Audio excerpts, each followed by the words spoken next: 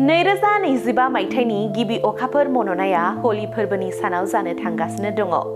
बे बोसोरनि गिबि अखाफोर मन'नाया 14 मार्च खालि हलि फोरबोनि सानाव जागोन। अखाफोर मन'नाय सानाव हलि फोरबोनि जर'खा गोरोबलायनाय दङ। बे अखाफोर मन'नाया सिंह राशि आरो उत्तरा फाल्गुनी नक्षत्रआव जागोन। बेजों लोगोसे बे सानाव अखाफोरखौ गोजा नुनो मोनगोन, जायखौ थैनि अखाफोर बुंनाय जायो। बियो मोनसे मख'जाथाव जोंलारियारि जाथाय। जेब्ला सानखौ सोरगिदिं गिदिं खननाय समाव बुहुमा अखाफोर आरो साननि गेजेराव फैयो, अब्ला अखाफोर मन'नाया जायो। बे बोसोरनि गिबि अखाफोर मन'नाया भारतआव 14 मार्चआव भारतारि सम बादियै फुंनि 9:29 रिंगायाव जागायगोन आरो बेलासिनि 3:29 जोबगोन। साननि सम जानायनि जाहोनाव बे अखाफोर मन'नायखौ भारतआव नुनो मोननाय नङा। बे अखाफोर मन'नायनि गासै समा 6 घन्टा 2 मिनिट जागोन। भारतआव गोजा अखाफोर जानायखौ नुनो मोननाय नङा। गोजा अखाफोर जानायनि समा फुंनि 11:29 बेलासिनि 1:01 जागोन। बोसोरनि गिबि अखाफोर मन'नायखौ भारतआव नुनो मोननाय नङा।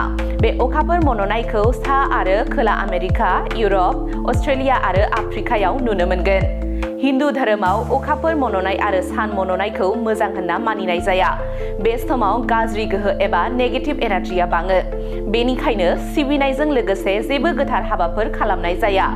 जेब्ला अखाफोरा बुहुमनि सायख्लुमनि उनथिं आबुङै खोबथे जायो, अब्ला बेयाव साननि सोरां गोग्लैया। अखाफोरा खोमसियाव थायो, नाथाय अखाफोरा माब्लाबाबो आबुङै गोसोम जाया। बे समाव अखाफोरखौ गोजा नुनो मोनगोन। बेनिखायनो आबुं अखाफोर मन'नायखौ माब्लाबा गोजा एबा थैनि अखाफोर बुंनाय जायो। 14 मार्चआव अखाफोर मन'नाया गासिबो राशिफोरनि सायाव गोहोम खोख्लैगोन।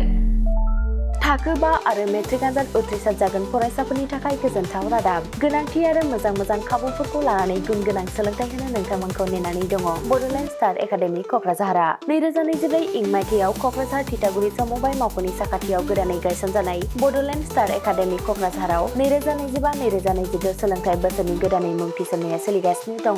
बड'लेण्ड स्टार एकाडेमियाव 6 थाखोनिफ्राय 9 थाखोसिमनि फरायसाफोरा बर' बिजोङाव आरो 11 थाखोनिफ्राय 12 थाखोसिमनि फरायसाफोरा बर' बिजों आरो इंराजि बिजोङाव मुं थिसननो हागोन। बेनि थाखाय आर'ज बिलाइ आरो फान्डुलिपि बिलाइगासिनो दङ। 11 थाखोनिफ्राय 12 थाखोसिमनि फरायसाफोरनि थाखाय आखा-फाखा आरो रोंगौथि गोनां फोरोंगिरिफोरखौ लानानै साइन्स, कमार्स एन्ड आर्टस मोनथाम स्ट्रिमनि सायाव फरायसाफोरखौ गुन गोनां सोलोंथाइ होनानै बायदि बिथिंजों सोरगिदिं जौगाखांनाय लाबोनो साखाफारा क'क्राझारनि थिथागुरियाव थानाय Bodoland star academia. Bodoland star एकाडेमियाव मुं थिसननोब्ला बाङाइ बेसेनाव मुं थिसननायनि गेजेरजोंनो फरायसाफोरा गाहायाव होनाय माखासे खाबुफोरखौ मोननो हागोन। इंराजि सोलोंनायनि खाबु, साखोन-सिखोन थाखो खथा, बिजाब बाख्रि, BPL थाखोनि फरायसा फरायसुलिफोरनि मुं थिसननायाव 20% मासुल रेहाय होनाय। बेजों लोगोसेनो नोंथांमोनहा JEE नीट आनजादनि थाखाय बेसेन नाङै फोरोंथाय, मान्थलि मक टेस्ट, जिउ राहा दानाय बायदि गियानलु आयदाफोरनि उफ्रा सोलोंफारिफोरनि खाबुफोरखौ मोननो हागोन। हौवासा आरो हिन्जावसाफोरनि थाखाय मुलाम्फा गोनां मोजां जामुं आरो मोजां थाग्रा खथानि खाबु गोनां हस्टेलनि खाबुफोरखौबो मोननो हागोन। बिदिब्ला गोबाव खालामाजासे नोंथाङाबो बड'लेण्ड स्टार एकाडेमियाव थाबैनो मुं थिसननायनि थाखाय सुलाद लादो।